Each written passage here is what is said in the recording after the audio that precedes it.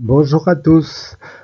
Aujourd'hui, on va étudier la force de Lorentz qu'on a vu dans le chapitre 1. Dans le chapitre 1 du cours d'électricité, électricité 2, S3, on avait vu la force magnétique. Il y avait, dans la force magnétique, il y avait deux types de forces. On avait distingué la force qui s'applique sur une charge ponctuelle, qu'on appelle la force de Lorentz, et il y avait aussi à partir de là, d'ailleurs, on pouvait en déduire une deuxième expression, une deuxième force qu'on appelle la force de Laplace, qui, elle, s'applique sur un fil parcouru par un courant électrique en présence d'un champ magnétique.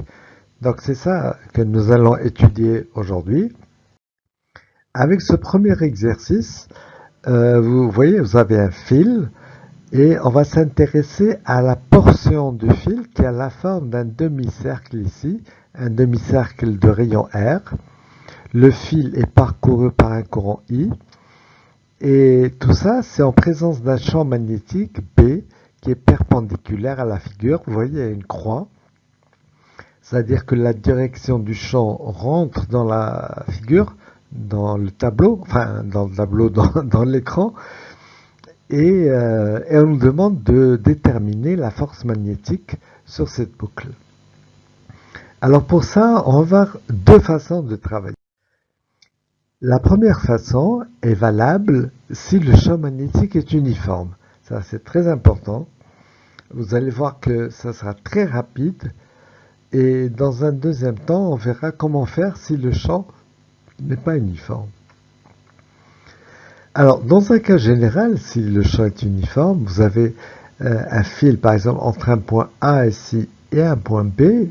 Il y a un fil de forme absolument quelconque, parcouru par un courant I. Eh bien, on a montré en cours que la force qui s'exerce sur ce fil, et qu'on appelle la force de Laplace, est donnée par cette expression. Bon, maintenant, si le champ B est uniforme, s'il est constant, eh bien, on va pouvoir on va sortir B de l'intégrale, ainsi que I de toute façon. I, c'est une constante. Et donc, on trouve l'expression qui est ici, où pour bien marquer le fait qu'on a sorti I et B de l'intégrale, on a mis cette quantité-là entre parenthèses. C'est-à-dire que l'intégrale, elle porte uniquement sur dl. Eh ben, la question, c'est combien vaut l'intégrale vectorielle de dl sur AB. Regardez, si on prend un chemin absolument quelconque entre ici un point B et au début il y avait un point A, par exemple ici, et on se demande combien vaut l'intégrale de dl dans un premier temps qui n'est pas scalaire. Un dl, ça va être un infiniment petit, par exemple, entre ceci et ceci. Voilà. Tout le monde comprend. L'intégrale, c'est une somme, hein, et tout le monde comprend que la somme de ces petits segments de A jusqu'à B, ça va vous donner toute la distance AB, mais pas vol d'oiseau, pas le segment AB, mais toute cette courbe AB, la longueur curviligne de la courbe, si vous voulez. Voilà, rien de plus simple. Maintenant, si on s'intéresse à l'intégrale vectorielle, à ce moment-là, on va parler du vecteur dl. Vous voyez, c'est un vecteur qui va être comme ça. Il est infiniment petit. Et on va additionner tous ces vecteurs de A jusqu'à B. Bon, je vous rappelle ce qui se passe quand on somme des vecteurs. Par exemple, si vous prenez un vecteur comme ceci, et vous ajoutez un deuxième vecteur comme cela, et puis, je ne sais pas moi, un troisième vecteur comme ça, et puis un quatrième vecteur, bon, on va s'arrêter là. Eh bien, la relation de Schall vous montre que le résultat de la somme de ces trois vecteurs, c'est simplement un vecteur qui a pour extrémité la première extrémité, que je suis en train de chercher parce que je ne vois pas le curseur. Voilà, donc vous partez de cette extrémité-là et vous allez à la dernière extrémité. C'est ce vecteur-là qui est le vecteur somme. Bon, vous comprenez bien que si vous faites la même chose avec cette courbe AB, eh bien, la somme de tous les DL, ça va vous donner le vecteur AB, le vecteur qui va de A jusqu'en B directement, hein, le vecteur AB. Et c'est le résultat qu'on a trouvé ici. Chose, tout ce qu'on a fait là, j'efface ces trucs pour pouvoir aborder la suite. Alors on efface, oh, c'est magique ce truc, on efface. Donc maintenant, si on regarde la suite, on applique ce résultat-là à notre cas, qui est ici. Vous voyez que le vecteur AB, c'est 2R porté par EX. Voilà, c'est ce qu'on a marqué ici, 2R EX. Et le vecteur B, bon, bah, on l'a dit tout à l'heure, c'est moins BEZ. Et donc, la force totale, finalement, c'est BI fois 2R EY, tout simplement. Vous voyez que c'était très rapide. C'est un bon truc. Il faut se souvenir de cette chose pour la force de la place. Lorsque B est uniforme, la méthode est très très simple. On sort B de l'intégrale et on fait les calculs.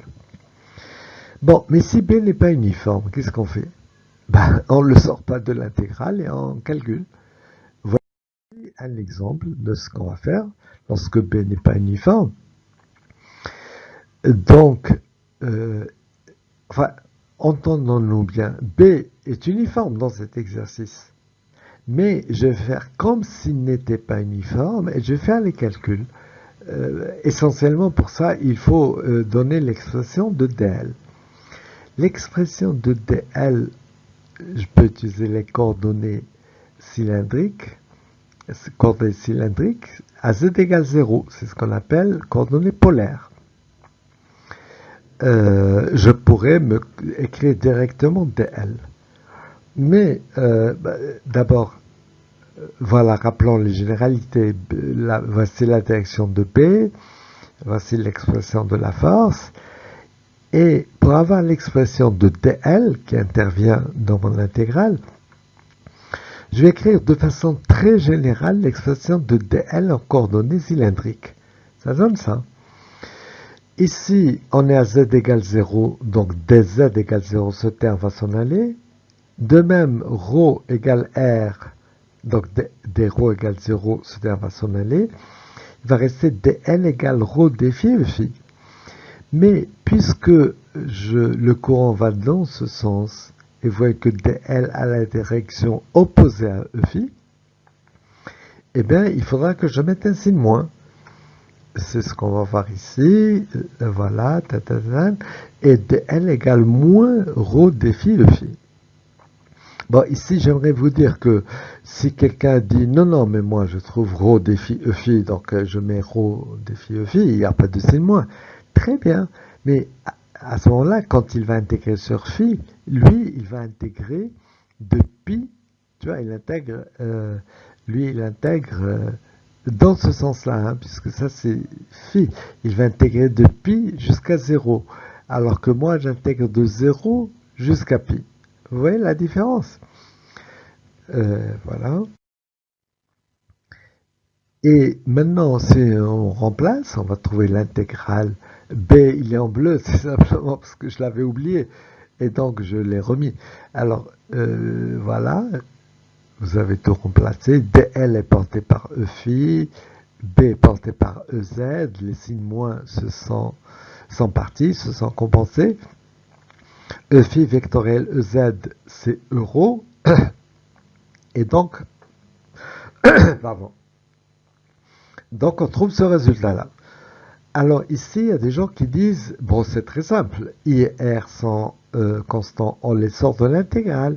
L'intégrale sur dφ, l'intégrale de 0 jusqu'à pi, ça me donne un facteur pi. Et donc, j'ai trouvé B, I, R fois pi, porté par euro. Voilà. Ce qui est complètement faux. Non seulement c'est faux, mais ça n'a aucun sens. C'est quoi euro? C'est un vecteur qui varie. Donc, vous n'avez pas le droit de faire ça. Voilà, on l'écrit ici. Euro varie lors de l'intégration. Regardez, vous intégrez sur le demi-cercle donc de A jusqu'à B. Enfin, ici, en vérité, vu ce qu'on a pris, on intègre de B jusqu'à A. Mais peu importe, vous avez ici un point. Euro, il a cette direction, n'est-ce pas? Bon, si vous prenez un autre point, par exemple un point ici, euro va avoir cette direction-là. Vous voyez? Là, il aura cette direction. Euro va varier. Et donc, euro dépend de phi. Et donc, lorsque je vais intégrer, il faudra tenir compte de la variation de euro. Comment tenir compte? Ben, c'est très simple. Nous allons projeter le vecteur euro sur les deux directions. Moi, je vais pouvoir vous le tracer si je trouve le curseur.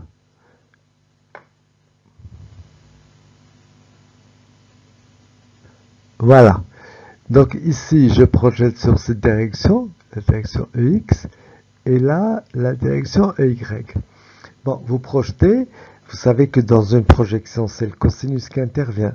Alors par exemple, lorsque je projette sur EX, j'ai besoin de cet angle-là. Mais cet angle-là, vous voyez que c'est phi. Donc je vais avoir cosinus phi, EX. Puis je projette sur l'autre direction. Voilà, il est là. J'ai besoin de cet angle. Cet angle qui est différent de l'autre. Alors cet angle-là, vous voyez que c'est pi sur 2 moins phi. Donc je vais avoir cosinus à nouveau, toujours cosinus, mais de pi sur 2 moins phi, porté par y. Et cosinus pi sur 2 moins phi, c'est sinus phi. Ce qui fait que finalement, euro va être égal, comme vous pouvez l'écrire directement, cosinus phi EX plus sinus phi EY. Moi, je vous ai raconté ça parce que parfois, il y a un signe moins, parfois c'est les sinus ou les cosinus, etc. Donc, bien comprendre d'où ça vient, ça vous permettra de ne jamais vous tromper. Bon, une fois qu'on a euro, il suffira de remplacer, pointeur laser, et donc on remplace euro dans cette expression, et on va trouver certainement que la force F est donnée par cette intégrale-là, très simple, l'intégrale de cosinus phi selon défi. L'intégrale de cosinus phi, c'est sinus phi. L'intégrale sinus phi, c'est moins cosinus phi. Ça donne ça, entre 0 et pi. Vous voyez que le premier crochet, celui-là, il disparaît puisque sinus pi et sinus 0, c'est 0. Ce crochet-là va vous donner un facteur 2. Et donc, au final, la force de la place va être égale à B fois 2IR, porté par le vecteur EY. Ce qui était le résultat de tout à l'heure. Hein, vous pourrez vérifier, c'est bien ce qu'on avait trouvé, heureusement. Et donc, il faut retenir ça. Si le champ B est uniforme, vous pouvez appliquer la première méthode. Si le champ B n'est pas uniforme, bah, il suffira de calculer l'intégrale. Ensuite, je crois qu'on peut passer à l'exercice numéro 2.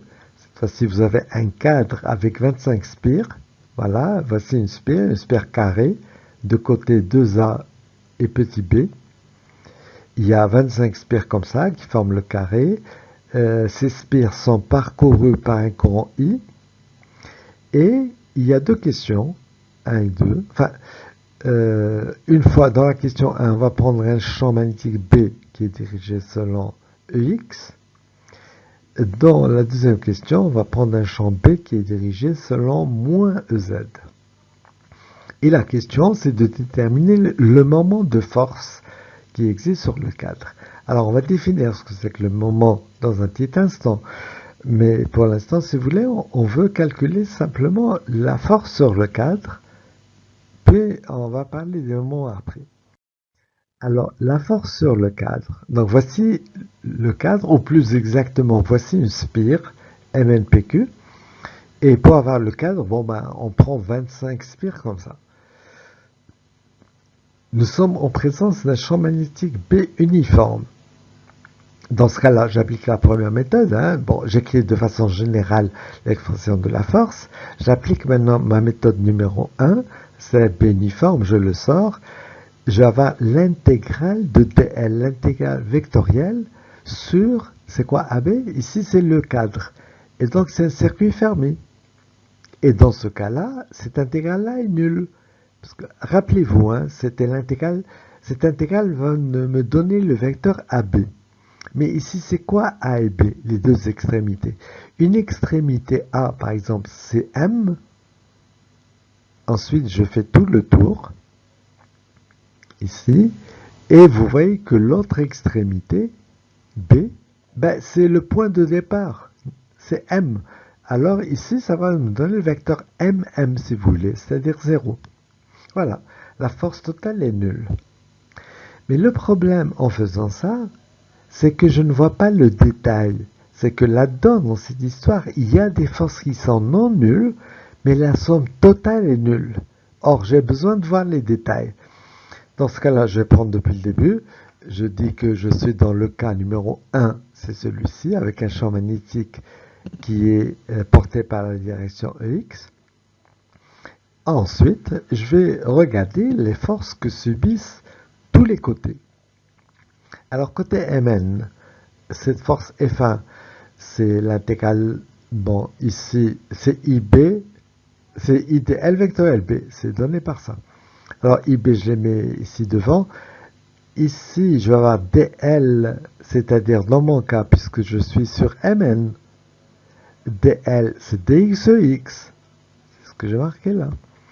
Vectoriel B, alors B, je l'ai mis devant, et B porté par EX. Voilà. Et on trouve EX vectoriel EX qui est égal à 0. Bon, plutôt que de faire comme ça, ce qu'on aurait pu faire aussi, puisque le champ B est uniforme, c'est de dire directement que l'intégrale de dl, c'est Mn, et remplacer Mn par le vecteur 2A porté par EX. Et on aurait EX vectoriel EX, ce serait égal à 0, donc on trouve la même chose. Vous faites de même pour le côté PQ, et vous allez trouver 0 aussi. Donc on ne va pas insister. Maintenant, sur le côté NP, ici, NP, vous voyez que, bon, là aussi, déjà, vous pouvez remplacer l'intégral dl par NP, et puis, ça y est, vous avez le résultat. Mais si vous voulez faire directement, dl, c'est à l'infiniment petit dans cette direction, dans le sens du courant. Donc, dl va être égal à dy c'est ce qui a marqué ici, pardon, np, c'est ici. Voilà, dy, vectoriel b, et b, c'est bex. Ben voilà, comme ey vectoriel ex, c'est moins ez, on a le résultat final, ici, puisque l'intégrale sur dy, c'est la longueur du côté np, c'est petit b. Et ça nous donne ça. Maintenant, pour le côté QM, ça va être le contraire, puisque le courant circule maintenant du Q vers M, de haut vers le bas, contrairement au côté NP. Mais là, il y a une chose intéressante à dire.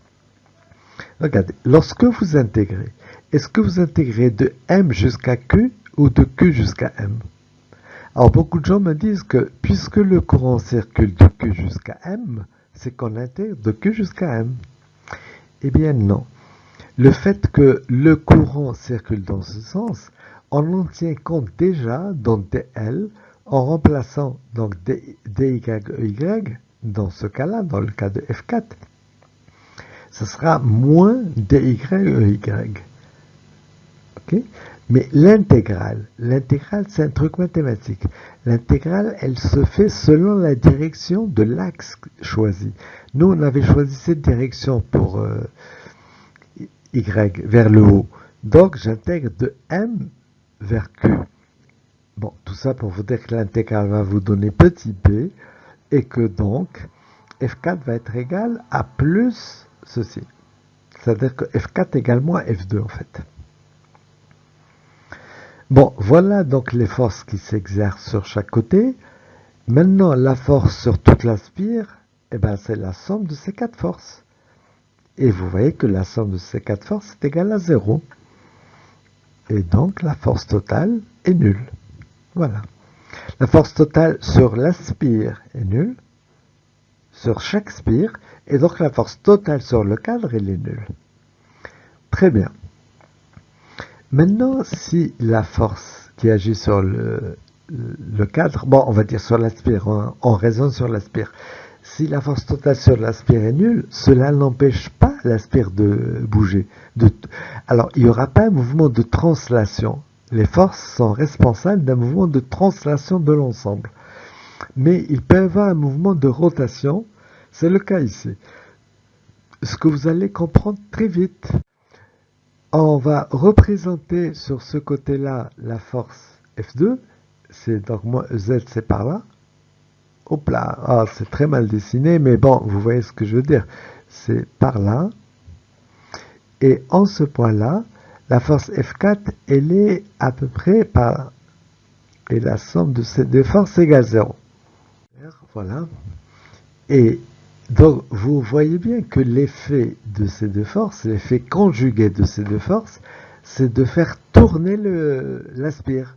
Tu vois, on a tendance à la faire tourner autour de l'axe Y et dans cette direction-là, comme ça. Tu vois, on tourne comme ça. Et pour déterminer l'intensité avec laquelle on va faire tourner l'aspire, on parle de moment du couple. Alors, un couple, c'est un ensemble de forces dont la somme est égale à 0. Le cas le plus simple, c'est bien sûr deux forces. Par exemple, ici, on va parler du couple formé par les deux forces F2 et F4.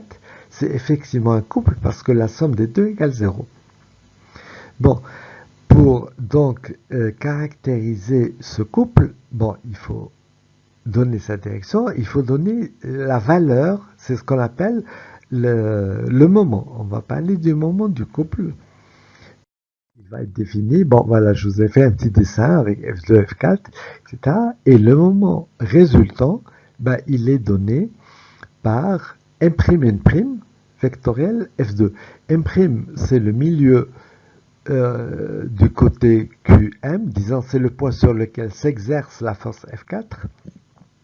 Et N', c'est le point sur lequel s'exerce la force F2. Déjà, à ce niveau, j'aimerais vous dire, il y en a parmi vous qui ont du mal à se disent, pourquoi N' vectoriel F2? Pourquoi pas vectoriel F4? Ben, écoutez, on va voir la démonstration dans un petit moment, mais si vous prenez, pour vous en rappeler, si vous prenez N', il faut prendre la force qui s'exerce sur ce dernier point, c'est F2. Si vous avez pris l'autre chose, c'est-à-dire moins N', finalement, ben vous aurez eu F4 qui est égal à moins F2. Donc en fait, c'est la même chose. Bon, ça vient d'où? Ben, ça vient de la définition de ce moment. Ce moment, c'est en fait la somme des moments sur chaque force, pour chaque force. Alors, le moment, par exemple, de F4 par rapport à un point O, qui serait le milieu de N', par définition, c'est en N' vectoriel F4. La même chose pour F2. Comme ici, F4 est égal à moins F2, je mets F2 en facteur, ça donne ça. Ici, il y a moins en M', le moins. Bon, par là, la relation de Schall, elle me dit que ça, c'est M'. Et donc, vectoriel F2, c'est bien ce qu'on avait annoncé ici. Bon, mais vous pourrez appliquer directement ce résultat quand vous voulez appliquer le moment d'un couple. Bon, bah, c'est ça. Très bien. Alors, si maintenant on remplace, vous voyez que M', ça, M', c'est 2A porté par EX. F2, c'était porté par moins EY. Eh bien, on va pouvoir faire le calcul. Voilà. Pardon, c'est pas moins EY, c'est moins EZ, je veux dire. F2 par moins EZ. Oui. Vous effectuez le produit vectoriel et ça vous donne votre résultat, à savoir que gamma est égal à I fois le champ magnétique B fois la surface de l'aspire, c'est-à-dire 2A fois B. 2A fois B, c'est la surface du rectangle de côté 2A et B. Et c'est porté par le vecteur EY. Bon, le moment de ce qu'on appelle moment, c'est la norme de ce vecteur, et la norme de ce vecteur est donnée par cette expression. Voilà. Voilà, je crois qu'on a dit l'essentiel. Maintenant, on peut voir ce qui se passe dans le deuxième cas. C'est-à-dire lorsque maintenant le champ B n'est pas porté par la direction EX, mais c'était porté par la direction moins EZ, n'est-ce pas? Voilà, c'était moins EZ. Alors, qu'est-ce qu'il faut faire dans ce cas-là? Ben, exactement ce qu'on avait fait. Pour ceux qui ne l'ont pas encore fait, vous pouvez appuyer sur pause et le faire maintenant sur un petit brouillon. Vous refaites la même démonstration. Vous calculez les forces F1, F3, c'est-à-dire les forces sur Mn et sur Qp. Et en faisant ça, vous allez trouver ceci. Vous allez trouver qu'elles se compensent toutes les deux. Si on représente ces forces, ici, vous allez avoir F2 qui est vers le haut.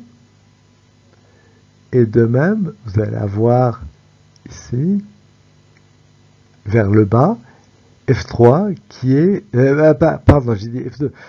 Non, F1 et l'autre c'est F3 porté par le bas. Voilà, ces deux forces donc vont se compenser. Ça veut dire que la somme déjà de ces deux-là, elle est nulle. Eh bien, on fait la même chose pour les deux autres forces, F2 et F4. Bon, je ne les représente pas, mais F2, vous suivez le stylet. F2, c'est moins EX. F2, c'était ici, sur Pn, moins EX, donc c'est par là. Et F4, sur ce côté-là, QM, c'est dans ce sens. Bien, vous voyez que la somme de ces forces, elle est égale à 0, d'une part. La somme de ces quatre forces est égale à 0, c'est une force totale. Maintenant, on va calculer les moments des couples. Il y a deux couples ici. Il y a le couple F1, F3 et le couple F2, F4. Bon, est-ce que le couple F1, F3, est-ce qu'il a tendance à faire tourner la spire?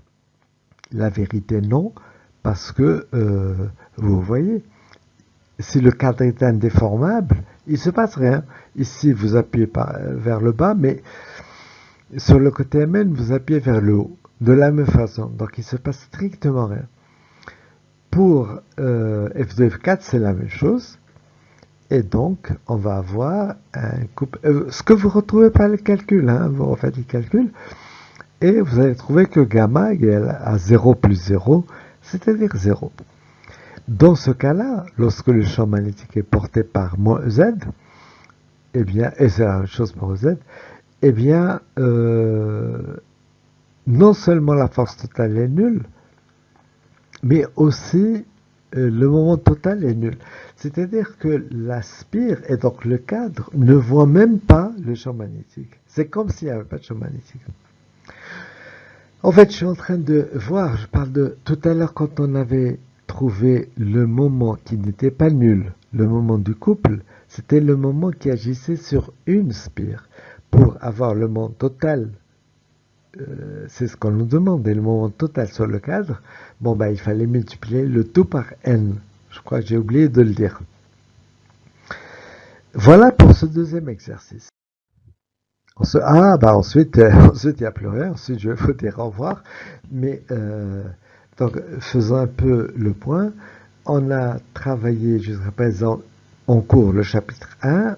On a vu les forces de Lorentz et les forces de Laplace. La première agit sur les charges ponctuelles, la deuxième agit sur les courants en présence d'un champ magnétique B. Ça a donné lieu à CTD.